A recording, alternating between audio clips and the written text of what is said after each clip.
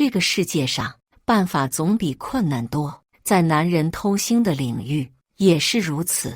有钱的男人为了合理的占有更多的女性，可谓什么损招都想得出来。老板把他的性感漂亮小情人送给了我，我怀疑老板那里不行，导致他的小情人每晚都要来我卧室。大家好，开始今天的分享之前，希望你能给人间烟火点个订阅，我将会分享更多优质的内容。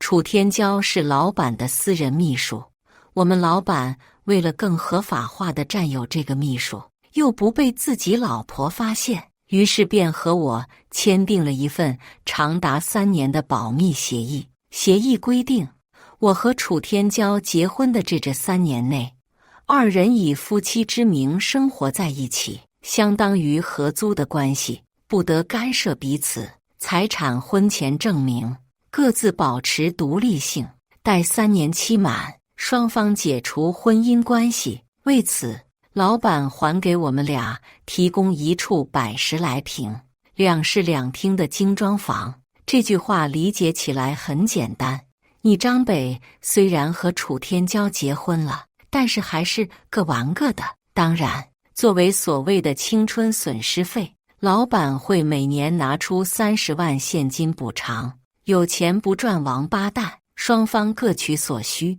老板想养包养小情人，又怕老婆发现，只好用这种折中的办法，将美人寄养在公司单身精英的家庭中，然后继续保持着不正当的男女关系。不过想想，每天晚上我回家躺在床上耍手机，隔壁屋子就是老板和我老婆大尺度的恩恩爱爱。虽然是协议夫妻，但总感觉这事情还真怪。老板之所以如此惧内，也是因为当初起家都是靠着老婆娘家的资金和人脉，如果让妻子发现他在外面胡搞的话，那后果是毁灭性的。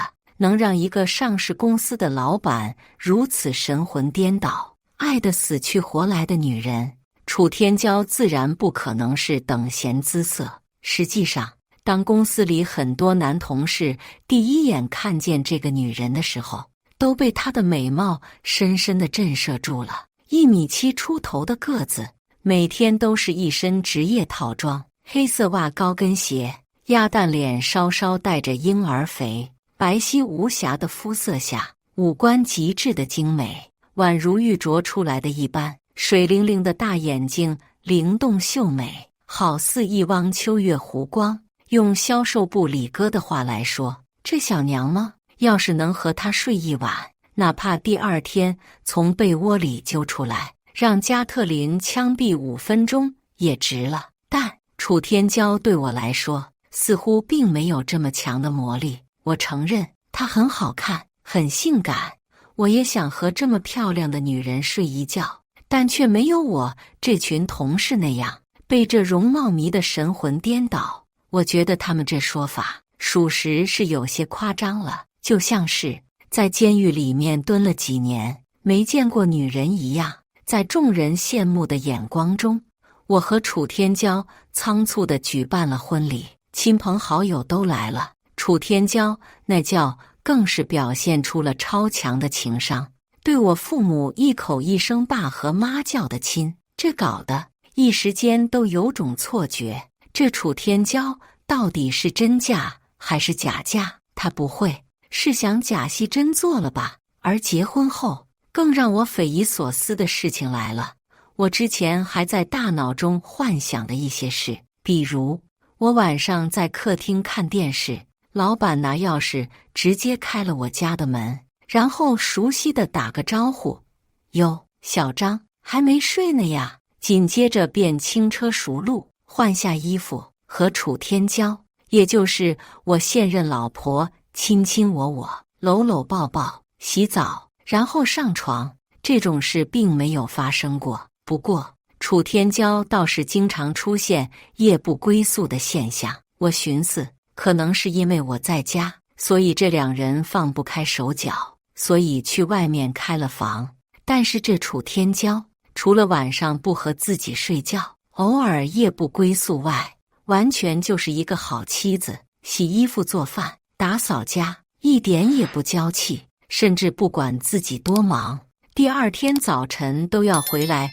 亲自给我做好早饭，而且即使在家中，也总是称呼我为老公，表现得很亲密，一点都不像是假结婚，尤其是在穿着方面都很随意，真的就像回到了自己的家。我不理解，我使劲拍了拍自己的脑袋，提醒自己别瞎想了，人家隔几天就出去跟你老板约一炮，你还在这做白日梦，想着人家跟你共度余生呢。恍惚间清醒了过来，一切不过都是一场戏，不要入戏太深，免得以后伤了自己。但是这楚天骄是不是入戏太深了？难不成我们老板的老婆其实早就有所怀疑，给我家客厅按上针孔摄像头了？可是我仔细找了一圈，都没发现这屋子里有什么特别的装置。于是疑点又回到了楚天骄这边。如果说楚天骄有什么奇怪的地方，那便是他的房间了。他的房间从来都是关着的，不论白天还是晚上。算算我们结婚也有一段时间了，但是我却没有去过他的房间一次。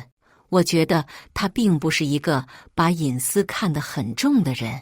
在平时周末的日子里，楚天骄也会穿一些清凉的衣服，在客厅里走来走去，甚至有时候晚上在家一起看电视的时候，就半遮半掩地穿着睡衣靠在我旁边，有那种一眼看去崇山峻岭基本一览无遗的感觉，毫无隐私可言。后来关系熟了，我也问过他，我说你这屋子里是藏着金砖还是钻石啊？天天关着门也不通通风散散气。他笑笑咧着嘴扮个鬼脸，解释说屋子里有鬼，我怕放出来吃了你。还不想说，好吧，每个人都有自己的隐私，我也尊重他们的隐私，所以之后我也没去管这件事。然而直到有一天，我觉得楚天骄的屋子里似乎真的有什么不得了的东西。这是一个周五的晚上，楚天骄整个白天没去上班，我晚上开完会回家，已经快8点了。回到家，餐桌上已经摆好了晚饭，3菜1汤，还有余温，锅里还有煮好的主食，连带着还有一张他留下来的字条：老公，好好吃饭哦，今晚不回来了，么么哒，署名爱你的天骄。其实我一直不明白，这种事发个短信不就好了，为啥还要留个字条呢？浪漫吗？吃过饭，收拾完，看了会电视，大概10点左右，我准备洗澡睡觉。浴室里，我正准备脱衣服洗澡，突然就听啪嗒一声，声音不大，但是很脆，就像是碳素笔掉在地上的声音。我出了浴室，正寻思找是什么东西掉了，结果这个时候又听到了塑料袋的褶皱摩擦声徐徐传来，而声音传来的方向就是楚天骄的卧室。楚天骄不是出门了吗？我凑近楚天骄的卧室，和往常一样，房门紧锁，屋子很静，悉悉索索塑料摩擦声从门缝里传来。哎，天骄，你出门吗？我试探性地问了一句，结果没人回应。我想了想，会不会是屋子里面的窗户没关，风吹的塑料袋呢？我随手拧了一下门把手，门开了，没有锁。我愣在了原地几秒钟，男人对女人神秘感的好奇心催使我进去看一看。终于，我下定决心，扭动了一下门把手，门开了。一股混杂着它特殊体香的清香味迎面扑来，很好闻。它屋子不大，我也是第一次见。最里面靠窗的位置是一张单人床，旁边2个少女粉的衣橱，侧面是一张电脑桌。房间一尘不染，收拾得非常整洁，只不过一旁的衣架子上一件衣服都没挂，相反的，竟挂了一些内衣内裤，还有黑白两色的丝袜。看了2眼，我竟然觉得有些不好意思。别的就不说了，这怎么是个单人床呢？怪不得我们老板不来这边，这么小的床肯定不够他俩折腾啊。我顺着声音发出的方向看去，电脑桌上有个平时女孩子装饰品的那种小塑料袋，通过窗外霓虹灯打进来的微弱灯光，明显可以看到塑料袋正在不规律晃动。而楚天骄的屋子里窗户紧闭，这会可是一点风没有啊。凑近一看，2个小饰品袋，每个袋子里各有一根手指长度的树枝状植物，袋子被封死了，但这2根植物却像活物一般，透过袋子贴近对方，相互蠕动。这是什么玩意？传说中的跳舞草吗？我挠挠头，感觉还挺有意思的。塑料声应该就是这东西传出来的。见没什么事，我转身要走，偶然在电脑桌的上层挂着一个茅草绳编织成的娃娃，漆黑的眼睛，头顶被扎了3根绣花针，胸口一个红心被一根大头针狠狠刺入其中。傀儡娃娃，诅咒娃娃，楚天骄怎么还会弄这些东西？我拿起娃娃翻了个身，就在娃娃的背后贴着一张白色纸条，赫然写着一个名字：赵春来，我的老板。靠！我不禁一惊，这个女人真狠。我正要放下诅咒娃娃，准备离开，突然耳边传来一阵诡异的笑声，紧接着手中的娃娃大嘴一咧，猛地对我手指就是一口。这他妈娃娃怎么活了？来不及多想，我随手一丢，就准备逃离出这个房间。而这时就感觉脑子一晕，双腿也不听使唤了，眼前一黑，直接晕死过去。不知过了多久，就感觉身体很重，尤其是小腹，好像被什么巨物压着一样。我随手晃了晃，顿时一阵软绵绵的感觉从手心传来，捏了捏，还挺舒服。老公，你醒了呀？楚天骄睡意朦胧的声音从旁边传来。我猛地睁开眼，这女人四仰八叉的，像一只八爪鱼一样贴在我身上。睡觉的地方正是我的卧室，这是我俩第一次亲密接触。我有点慌，赶紧推开她。你怎么在我的屋子里？不用想就知道，我刚才手里软绵绵的东西是什么。楚天骄打个哈欠，起身，穿着薄薄的睡衣，里面真空包装，说道：你说你这么大人了，还能在厕所里睡着？厕所里睡着？我一脸吃惊地看向楚天骄。对呀，我半夜回来就见你躺在马桶旁，睡得正香呢，烟头还在手里夹着，都把自己给烫伤了，家里差点没着火，还疼不疼啊？楚天骄忧心忡忡地说道。我看向自己的手指，果然右手食指上包扎着一个创可贴，凑近闻了闻，还能闻到一股子烫伤膏的味道，而这个位置刚好就是昨晚被那个娃娃咬伤的地方。按理来说，如果是夹着烟被烫伤的话，是不是食指和中指都有伤口呢？老公，想什么呢？楚天骄双手托着腮，水灵灵的大眼睛正望着我。没事，没事。我没敢把昨晚看到的事情告诉他。昨晚明明是在他的房间晕倒的，怎么又变成了在厕所呢？难不成后来在他房间看到的一切其实都是梦？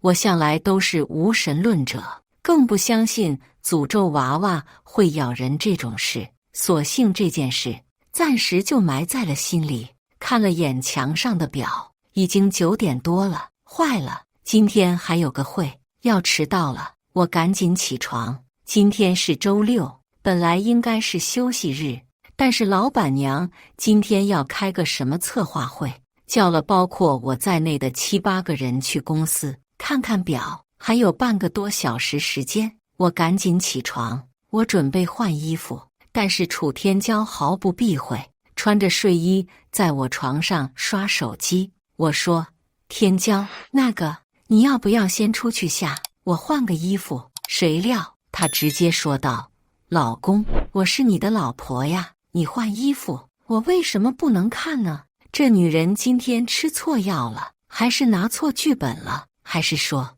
我这屋子被老板娘装了监控，这会正监视着我俩的一举一动呢？靠，这也太变态了！我随口答应一声，拿起衣服随便套了几下，随便洗了把脸，这就出了门，上了公交。大概半个小时时间，到了公司，准备去开会。老板娘没来，来的是老板。我拿好资料，看了看表，还有几分钟才开会。旁边兄弟拉着我唠嗑，说我真是太幸福了，这种好事怎么就没轮到他头上？紧接着又问我俩发生到哪一步了，有没有睡过之类的话。我白了他一眼，没说话。他笑嘻嘻的又要问，我有点不耐烦。这时候老板拿着文件，满脸不悦，边走边说：快，还有空聊天，都来会议室，准备开会。天骄，你做一下会议纪要。哈！只见楚天骄哒哒地踩着高跟鞋，一身职业套装，穿着黑丝袜，抱着笔记本电脑，跟在老板身后，缓缓进了会议室。嘿，楚天骄不是在家吗？一行人跟着去了会议室。会议室里，老板劈头盖脸就是一顿臭骂，给我们这群人骂得莫名其妙。大致意思就是有个外省的订单，因为公司里某个人的失误，导致这个订单黄了，口碑的问题。据说这个人喝完酒瞎几把乱说，把公司里一些有的没的事情夸大其词。结果对面一想，你这公司原来这么操蛋啊！索性原本下周要签的合同，人家不签了。我们这群人，你看看我，我看看你，都在寻思到底是谁这么嘴贱。老板发完火，这才开始说正事，讨论一番。老板决定下周亲自去人家公司谈判。会议大概开了有半个来小时。散会后，一个同事悻悻地凑过来，皱着眉头随口说道：大周末的，你说这叫什么事？我说：对呀，不是老板娘叫今天来开会的吗？怎么成老板了？同事耸耸肩表示，人家两口子的事，怎么是我们这种普通员工能猜透的？散会回家，正下楼，碰到了拎着包包的楚天骄。老公，老公，等我一下呀！楚天骄叫住我，我在楼梯口等了他一下。你不是在家躺着呢吗？怎么突然来公司？他化着妆，脸上抹着粉，嘴上涂着口红，性感迷人。以我对女人化妆的时间来判断，我觉得她收拾打扮一下，起码也要半小时吧。他说：哦，你刚走，赵总就给我打电话了，让我也来开会。我说：那你速度还挺快的。他说：是呢，女人速度可以快，男人可不能快。我哈哈一笑，理解了他这个荤段子。坐公交回家路上，我问：今天没事？他说：没事啊，周末有什么事啊？其实我想表达的意思是，你这么早就跟我回去了，大周末不陪老板溜达溜达？我说：老板娘在家。他说：不知道啊，老公，你老提他们做什么呀？我挠挠头，这话你可让我怎么接？这公交车上四处都是人，我还能说：哦，老婆，怎么没和老板去亲亲我呀？是因为他老婆在家，你俩不方便吗？我忍住了，没再接这个话茬。之后几天，日子一如既往的平淡。楚天骄也是一如既往的对我黏黏腻腻，就好像她真的是我老婆一样。又是一个周末的早起，睡醒觉，我觉得我胸口沉甸甸的，不用想就知道，这肯定是楚天骄半夜又偷偷摸摸来我屋子了。掀开被子，低头一看，这女人还在呼呼大睡，上身穿着一个轻薄的小背心，皮肤白皙嫩滑，放眼望去，波涛汹涌，一览无遗。怎么说，我也是个正常的男人，他这么主动，我要不做点什么？我觉得就是我有病了。趁他睡觉，我展开双臂，对着楚天骄就吻了上去。他缓缓睁开眼，一点没有拒绝。我对着楚天骄又搂了搂，他迎合地贴了上去，脸从胳膊挪蹭到了我的胸口。一瞬间，我感觉整个人都要沸腾了，激动和兴奋自不必说了，但更多的还是困惑和不解。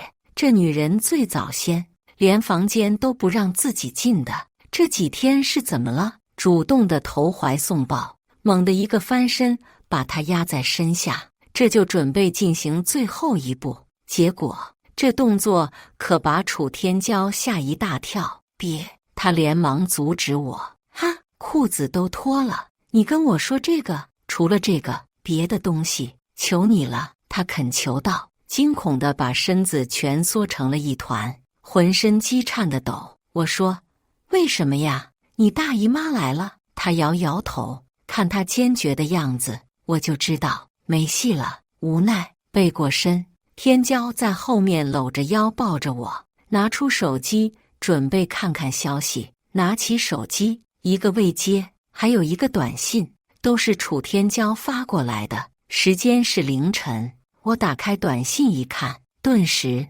感觉整个人都爆炸了。老公，赵总让我陪他去江省出差，估计要3-4天才能回来，你好好照顾自己哦，记得要吃早饭。爱你的天骄。楚天骄昨晚就出差了，那我背后的这个女人是谁？老公，你怎么不说话了？突然，背后的楚天骄问道。没事，刷手机呢。我赶紧把短信关了，随便打开个短视频，装作自己在刷视频。联想起前几天在他屋子里看到的那个诅咒娃娃，我顿时整个人都不好了。我现在就在想，我背后的这个家伙到底是人是鬼？老公，你病了吗？我怎么感觉你在发抖呢？楚天骄把头靠在我后背，静静地问。没，可能是造成起来还没去厕所，憋得正好我去个厕所。说罢起身，随便穿了双拖鞋，我就去了卫生间。人的想象力向来都是无穷的，尤其是遇到这种恐怖还结束不清楚的事情，总会不容自主地瞎想。我在厕所点了根烟，越想越不对，索性拿出电话给楚天骄打了个电话。电话响了几下，那边没人接，又打，电话响了3下。突然，卫生间的门被推开了。老公，你在给别人打电话吗？楚天骄皱着眉头看着我手里的电话，吓我一跳。我赶紧挂了电话。没有。楚天骄有些温怒，扬手要抢我电话。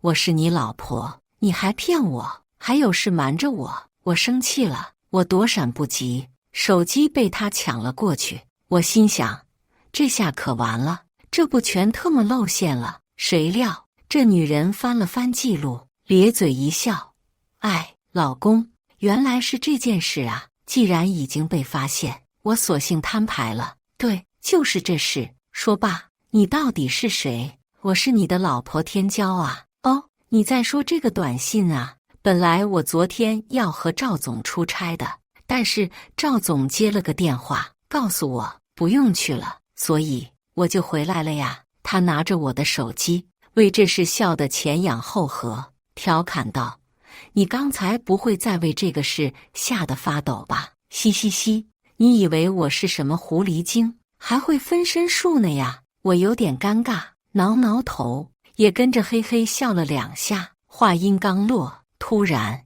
楚天骄的房间里又传来了悉悉索索的塑料摩擦声。明显看他的表情，他也听到了。所以说，那天晚上我看到的东西其实就是真的。那么那个诅咒娃娃天骄，你听。我指着他屋子的方向，他顺着我手指的方向看去。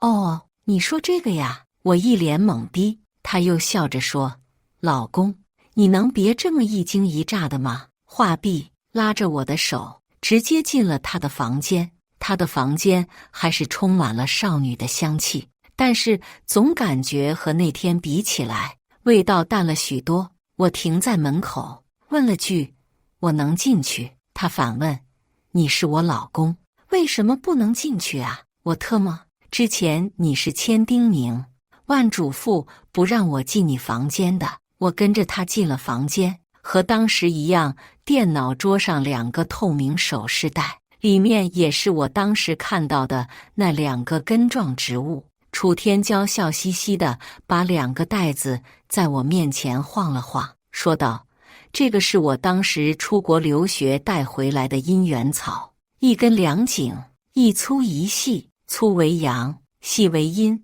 通常会并生在一起，即使好多年以后枯萎了，也会彼此寻找对方。姻缘草，好浪漫的东西啊！但这是什么原理呢？”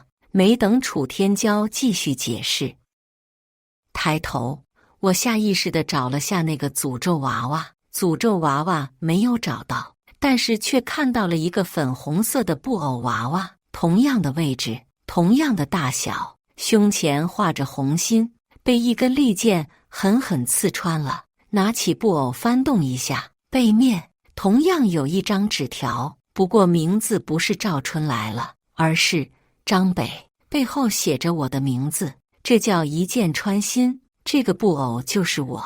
老公，我被你一箭穿心了，你要永远爱我，知道吗？要是背叛我，我就杀了你。言罢，小拳头就在我胸口乱捶几下，就好像我们不是协议结婚，而是正儿八经的自由恋爱。一瞬间，我有些恍惚了。好了，好了，老公，我们继续睡觉去吧。说完，楚天骄拉着我的手又回了我的卧室。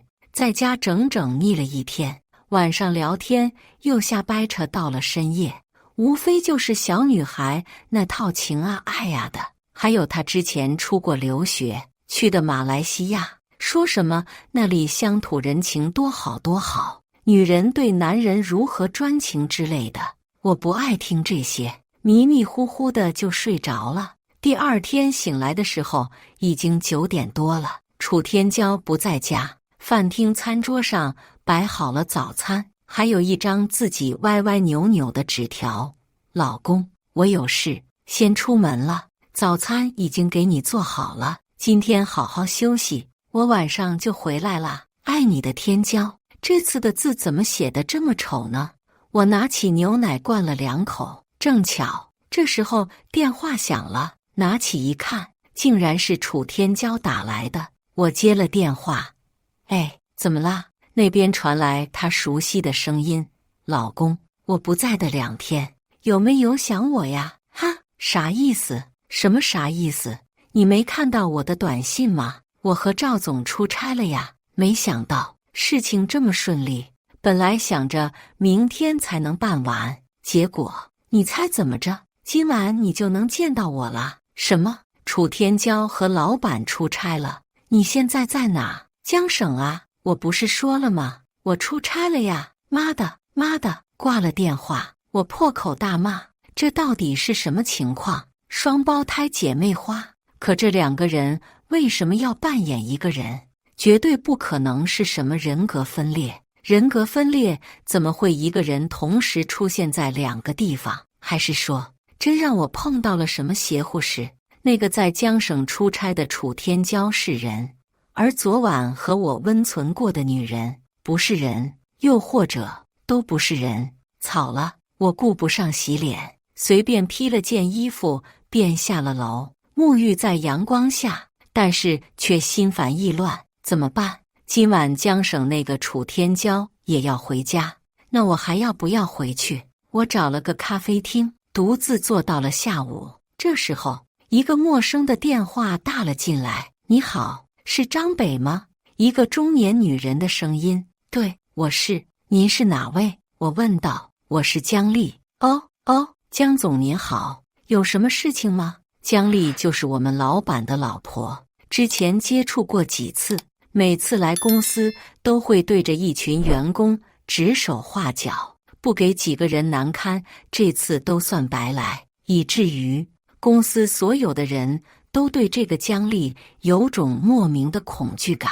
第2季度销售部的报表是你的做的吧？那边平静地问道。对，姜总，是我做的。你现在来公司一趟吧，这里面好像有些数据不太对。好，我马上到。放下电话，我直接打车去了公司。被这个女人盯上，这一关不好过。我去了公司，推门进去，结果发现，好家伙，公司这会起码有30来号人正在自己工位上不停地敲着键盘整理资料。我去了总裁办，敲门进去，姜丽正靠在老板椅上摆弄赵春来的电脑。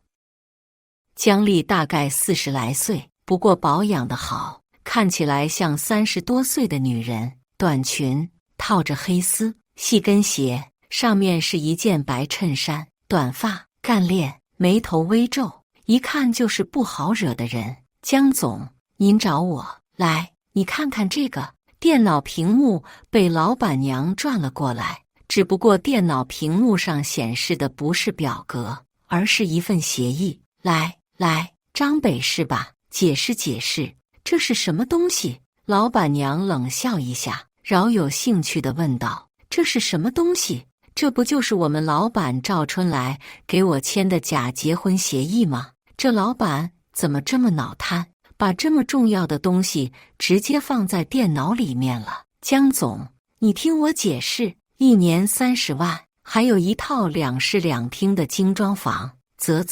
好手段啊！这男人有了钱，果然就是靠不住。你说在外面玩玩也就算了，我也就睁一只闭一只眼，怎么这还打算来个长期包养小蜜？你信不信？我现在一个电话告你们一个诈骗，让你们下半辈子都在打牢里度过。别，姜总，你听我解释。姜丽并没有想象中那么大的火气，看这样子，我觉得我还有机会。我赶紧说道：姜总，这样我把钱、房子都还给你，我缺这点钱。你是在怀疑我的财力？那您说怎么办？这也不行，那也不行。很简单，赵春来这个混蛋既然敢给我戴绿帽子，让我做绿毛龟，我为什么不能让他做绿毛龟？我一愣，还没等我反应，就看姜丽笑盈盈地把2条大长腿翘到了写字台上。她穿着包臀短裙，冲我勾了勾手。这特么反转是不是也太快了？一时间信息量太大，我有点接受不了。不过看姜丽这样子，并不是开玩笑，我不自觉地向后退了一步。这事情已经很复杂了，我不想让它变得更复杂。姜丽笑盈盈地说道：小北呀，虽然我今年也40了，但是我这打扮，谁敢说我40？往前倒10年，我也不比你那位小狐狸精逊色吧？我赶紧点点头，是，姜总美人胚子。那怎么，你做初1，还不能让我做15了？不是，姜总，我已经很对不起你家了，我不能再这么干了。有什么不能？姜丽啪啪2下，黑丝小脚上的高跟鞋应声而落，对我勾勾脚趾，让我赶紧着。这老女人寻思着，今天这是吃定我了，这可特么怎么办？而然，就在我思考的时候，姜丽见我不懂，这起身就要走了过来。突然，总裁办大门把手一扭，吱的一声，我们老板赵春来回来了。顿时场面极度尴尬，赵春来一脸震惊看向我和他老婆。这姜丽也是反应得够快，抬腿对我就是一脚。养你们这群人都是吃屎的吗？一个报表全是错，细节就不重要吗？骂完我，一脸怒气又看向赵春来，你怎么回来了？是谈完了，这么大的事还会出这种错误？你脑子都被狗吃了吗？赵春来被骂得像个孙子，点头哈腰，一句话不敢说。姜丽气呼呼地回了座位，随手把电脑屏幕翻了过来。张北，告诉你，这事没完，我还会再找你的，滚吧！姜丽冲我骂道，如蒙大赦。我赶紧灰溜溜退了出去，关上门，还能听到里面姜丽对着赵春来的破口大骂。我回了自己的工位，刚才的事真的他娘的胆战心惊，随便和旁边同事闲扯了几句。紧接着，赵春来从总裁办出来了，叫了我一声，去了旁边小会议室。会议室小桌上，赵春来眉头紧锁，脸色铁青，低声对我问道：“姜丽没发现什么吧？”“怎么可能没发现？只能说全发现了，但是这事现在又不好说。”我赶紧说道：“没有，是我的报表有点瑕疵。”姜总批评得很对。赵春来撇撇嘴：“对个屁！”紧接着翻了翻白眼，表达了对自己这个老婆的不满。赵总，您的眼睛里是不是进去什么东西了？我突然问道。就在刚刚，他翻白眼的时候，我看到他的下眼白有一道清晰可见的灰线，灰中带黑，绝对没有看错，也不是血管什么的。赵春来揉了揉眼睛，也没感到什么不舒服，随口说句：“可能昨晚没睡好，太累了。”摆摆手，示意我可以离开了。我怀疑他是不是出差被什么寄生虫感染了。出了会议室，又回到了我的座位上。旁边同事八卦问我老板找我又干什么，我摆摆手，没提这茬，顺口说了句：“我怀疑赵总出差是不是被什么东西感染了，眼睛里有条黑线。”旁边同事：“不会吧？去的是江省，又不是云省，会有寄生虫？”我说：“寄生虫这东西哪里都有。”同事一听这个，赶紧翻了翻眼睛，非要让我看他有没有。我笑了笑：“别闹，你……”我愣住了，一条灰色细线笔直地横在了瞳孔之下的眼白处，被这突如其来的一幕吓了一跳。我赶紧找了个镜子，掰开我的眼白看了看，幸好我没事。我同事这可不乐意了，嘴里直骂娘，起身就要去医院看病。正巧这时候电话响了，楚天骄打过来的。我接了电话，那边传来楚天骄熟悉的声音：“喂，老公，你在哪呀？怎么大周末的不在家？你不会去约别的女人了吧？”我说：“哦，我马上回去。”我被老板娘叫到公司加班了。挂了电话，我匆匆忙忙地回了家。开门，楚天骄穿睡衣正在客厅切水果。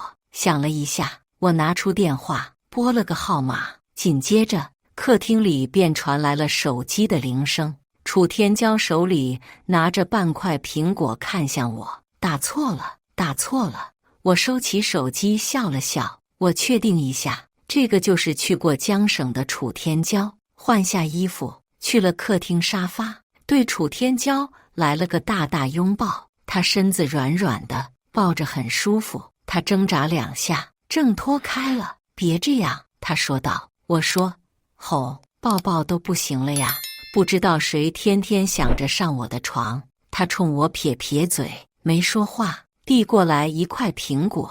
猛地，我突然意识到，难不成他们真的是两个人？一个对我异常亲近，一个对我有点冷漠。随后凑近，掰开楚天骄的眼睛：“别动。”我看下，捧着他的脸看了下，下眼白没有横线，安然无恙。我问我发什么神经？我说：“今天去公司，发现有几个同事眼睛里好像长了寄生虫，眼白下一道横线，怪吓人的。”楚天骄明显愣了一下，随口说道：“怪吓人的，抽空我们也去医院检查一下吧。”随后一起吃晚饭。我心里反复掂量，到底要不要把有两个楚天骄这事告诉他。寻思了一下，还是放弃了。吃过饭，我在客厅看电视，楚天骄回了自己屋子休息，说出差一天了，要早睡，随后就锁上了大门，一夜无话。第二天一早要上班，早上醒来，床上就我自己。楚天骄半夜没来，去了公司，旁边同事无精打采的。我问他昨天看病如何了，同事说除了近视散光以外，屁事都没有。至于眼睛里的那道横线，花了好几百块钱，愣是没查出来什么情况。除了楚天骄今天没来上班以外，一切正常。原本朴实无华的一天，结果下班之前被打破了。老板娘给我发了条短信，让我下班别走，楼下停车场等她，不然就让我身败名裂，顺便送局子里面去。该来的还是来了，我如约而至。老板娘开着她的大宝马，一路带我去了本市最贵的海鲜城，一口一个亲爱的，给我点了满满一桌山珍海味，多吃点，晚上好卖力气。我真是无语。他说要绿就绿到底，今晚非要让赵春来这绿毛龟外号坐实了。今晚不但要做，还多做好几次，她还要怀孕。我真是日了狗一样难受。约莫9点，姜丽开车去她一处别墅，我心里就在想解脱的办法，突然就感觉前面强光一闪，车子本能的一晃，紧接着就是咚的一声，出车祸了。我感觉晕晕乎乎的，路边有人在救援。闭眼之前，我好想看见了一张熟悉的脸，楚天骄。等再次醒来，我已经在医院了，除了小腿有些擦伤外，别的都还好。旁边一身黑色套装的出题内教正一脸阴沉地坐在自己的床边，一双眸子冷冰冰地看着自己。天骄，我刚要说话，啪，一个大嘴巴子给我抽得生疼。混蛋！一向文文静静的楚天骄破口大骂：你他妈没有自己的女人吗？这女人怎么突然变了性子？没等我反应，楚天骄接着骂道：你他妈是狗吗？是女人都想上。我也怒了，本来咱俩就是合约夫妻，各玩各的，你他妈和赵总天天腻腻歪歪的时候，我管了吗？我不爽了，嚷道：妈的，那你他妈让老子上啊！我他妈什么时候说过不让你上？妈的，你可真会睁着眼睛说瞎话，想睡是吧？行，天天惦记这些烂裤裆的破事，老娘今天就给你。说完，这就气呼呼地脱掉外套，踢掉高跟鞋，抬起大长腿，直接骑到了床上来，坐到我一边，这就开始解扣子。别闹，这是医院。哎呦！楚天骄鄙夷的冷笑：你都敢去老板家里睡老板娘，医院算个啥？不是，天骄，情况不是你想的那样，那不是出于我的本意，是老板娘。我尴尬的解释。威胁？呸！不要脸！楚天骄撩开衬衣，露出了雪白的肩膀，黑色的文胸吊带挂在肩头，显得格外的性感诱惑。真的，他看到我们的协议了。什么协议？妈的，咱俩假结婚的协议呀！赵总给咱们签的那个协议，那个电子文档就在赵总的电脑上，结果被姜丽看见了。假结婚？张北，你给我说清楚，是跟我假结婚？天骄，都什么时候了，你就别揣着明白装糊涂了好吗？你不会演戏太多，真以为咱俩结婚了吧？啪，脸上又是一巴掌。张北，这种话你再敢说一遍，我今天就掐死你！楚天骄真的生气了，不是装的，小脸通红，眼圈里泪珠直转悠。这场面，我甚至一度怀疑，他妈的，我是不是出车祸把脑子撞坏了，这才风言乱语的。我说，姐，咱之前都不认识，不是老板为了和你方便，这才和我签了协议，让你嫁给我的吗？停，你先别动手，等我说完。楚天骄坐在我腿上，抬手又要打。你说你这么漂亮，还是海归，我就公司一小职员，怎么想？咱俩也不可能闪婚是吧？楚天骄刚要开口解释，病房的门开了，一个长筒黑丝细高跟的女人缓缓走了进来。老公，你醒了呀？又一个楚天骄，两个楚天骄四目相对，后来的那个手里还拎着盒饭，显然是被吓了一跳，啊的一声尖叫，后退2步，盒饭也啪的一下掉地上了。双胞胎，这也长得太像了吧？所以和赵总签了协议的是门口这个楚天骄，不是让你在家待着吗？谁让你过来的？床上的楚天骄呵斥道。门口的楚天骄像个做错的孩子一样，撇撇嘴，没敢说话，随后又瞪了我一眼。张北，我告诉你，你休想打我妹妹注意哦！还真是双胞胎，一个叫楚天骄，一个叫楚天骄，发音相同，字不同。为了方便，我叫他们大娇和小娇，三言两语随便交代2句，说起了车祸这事。官方已经认定了姜丽酒驾，现在人在急救室躺着，据说很严重，并且酒精化验喝了不少酒，救过来以后恐怕也要进去蹲一段时间。当时事故认定姜丽就是开得飞快，没看清对面的车，直接撞了上去。这么严重吗？我记得姜丽就喝了一杯红酒啊。我说，那个天骄啊，不是，老婆，你能先把衣服穿好吗？小姨子还在这看着呢。说话间，我瞟了一眼小姨子，感觉她心情不好，甚至有点失落。楚天骄挥挥拳头，怎么了？你不要女人吗？你……话音未落，他手机响了，我瞟了一眼，是赵春来打来的。楚天骄接了电话，好，我现在就来。我问什么情况？他说赵春来也来医院了，他现在过去一下。穿好衣服，踩着高跟鞋哒哒哒的走了。临走，看了我和他妹妹一眼，好好养伤，妹妹你赶紧回家。随后关上门走了。楚天骄前脚一走，他妹妹后脚就像换了个人似的，一头就扎进我怀里。老公，你伤到哪里了？疼不疼啊？我说，你别这样，我是你姐夫，你可别乱叫。他说，我不管，我姐不在，你就是我老公，我就爱你一个。我神经有点大条，我觉着俩女人多多少少有点不正常。哦，对了，我捧着小姨子的脸，翻了翻她的眼皮，也没有横线，看来我想多了。她也没反抗，就随我这么随意拨弄，还问我这是做什么呢？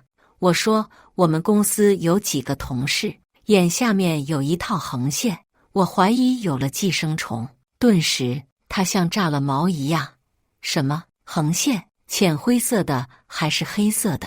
说着话还扒开我的眼皮看了看。我说，浅灰色的。怎么了？阴阳降头草，一个没听过的词语，缓缓从小姨子口中说了出来。阴阳降头草，这是什么东西？小姨子看了下房门，抿了抿嘴，对不起，老公，我不该骗你。其实我屋子里袋子里的东西根本不是姻缘草，而是降头师施展降头用的阴阳降头草。被施了降头的人会对施术者产生很大的暧昧感，这也是为什么公司里的很多男性员工都如此痴迷楚天骄姐妹一样。所以这个降头是楚天骄下的。我挠挠头，这么神奇，我听说过这东西，知道这玩意挺邪门的，但没想到还有这种用处。听我说，小姨子显然有些激动，她解释道，最开始降头草落降后会在人体内悄悄滋长，直到某个数量之后便会以惊人的速度衍生。这个时候中降者会莫名其妙发起高烧，最后不治身亡。就算最高明的医生都查不出来有什么原因，只会觉得是病死。一条灰线，说明降头草在体内繁衍的不多，还有救。如果这条线变成深黑，那就真的没救了。我们老板赵春来眼睛里那条线可是变黑了呀。老公，你快走吧，我没想过姐姐会这样，我真的不知道。你快跑吧，越远越好。说着话，他拉起我，让我赶紧出门。突然门被打开了，跑，小娘子，哪里跑？操！吓老子一跳，我以为来的是楚天骄，没想到是赵春来。赵总，快，我正好有事找你。谁料赵春来这肥胖的身子，看都不看我一眼，直接一把给我推开，嘿嘿一笑，说道：说实在的，我还真没尝过姐妹花是什么滋味，被家里这老婆子关了这么多年，老子今天也该去尝尝鲜了，嘿嘿。今天也多亏了你啊，小北，放心，好处少不了你的。赵春来一身酒气，说完，这就冲小姨子扑了上去。妈的，这我哪能忍，直接跟赵总干了起来。赵春来一把谁开我，真忘了自己他妈什么身份了，还真以为这是你老婆呢。臭屌丝，回去撸你的管子吧。言罢，大手一用力，直接撕开了小姨子的外衬，顿时粉红色的内衣春光大泄。日你妈！我随手找了个瓶子，对着赵春来脑袋就是一下。赵春来防御力爆炸，这一下竟然没破防，捂着后脑勺，恶狠狠地看向我，凶神恶煞：你个臭屌丝，真以为自己算个东西了？还他妈降头！老子陪你们演戏演够了，姜丽这臭女人一死，谁还管得了我？说完，挥起拳头就冲我砸了过来。我也不知道哪里来的勇气，130斤的我对阵180斤的赵春来，竟然没有一点胆色。我觉得我也中了楚天骄的降头，这一刻我就要保护这么女人，拿起水瓶子冲了上去。住手！一声呵斥，赵春来一愣，眼神从不解到恐惧，紧接着哆哆嗦嗦说道：你没死。我回头同样大吃一惊，姜丽完好无损的就站在了门口，在他身后还有我老婆楚天骄以及几名警察。赵春来，我们怀疑你涉及权色交易、挪用公款以及买凶杀人，请跟我们走一趟吧。我迷糊了，这算什么？愣神中，赵春来像死猪一样被警察带走了，留下的只有楚天骄姐妹。说吧，到底怎么回事？一切都是逢场作戏。是的，我只是这场大戏里比较重要的一颗棋子而已。姜丽早就发现了赵春来的奸情，在早之前，他就挪用了不少公司的钱去外面保养小姐，这些姜丽忍了。再后来，赵春来甚至还请过大师之类的给姜丽下诅咒，好让她早点死了，从而自己继承着硕大的家业。姜丽忍不了了，所以从楚天骄来公司第一天，这都是姜丽安排好的。至于后面引诱赵春来签下这个合同，我变成了这个棋局中的一员。家里所有的一切都是故意的，家里有监视器，不过是赵春来自作聪明安装的，好让赵春来觉得真有这些不干净的东西。毕竟很多事情是我亲身经历的，所以那天在总裁办公室也是演戏，演给赵春来看的。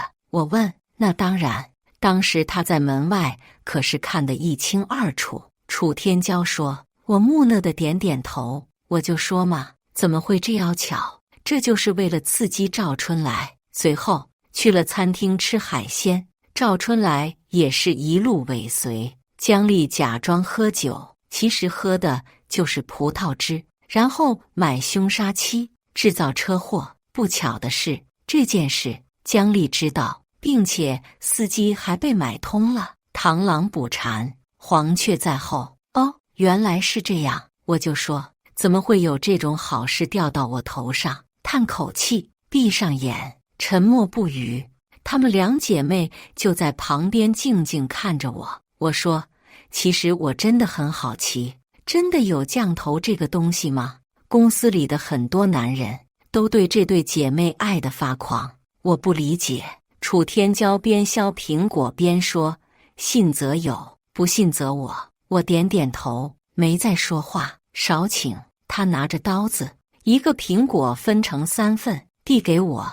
所以很失望，觉得被骗了，被耍了是吗？我叹口气，问：“所以什么时候有空？找个时间去趟民政局。”他问：“去民政局做什么？”我说：“离婚呗。赵春来都进去了，协议肯定不算了，各走各的路。”好啊，好啊！一旁小姨子拍手叫好。楚天骄阴着脸，拿刀在我面前比划2下。做梦，和我离婚，娶我妹妹吗？不可能。以上就是今天分享的故事。大家有什么想说的、想吐槽的，欢迎在下方评论交流。也更希望能给人间烟火点个订阅，我将会分享更多优质的故事内容。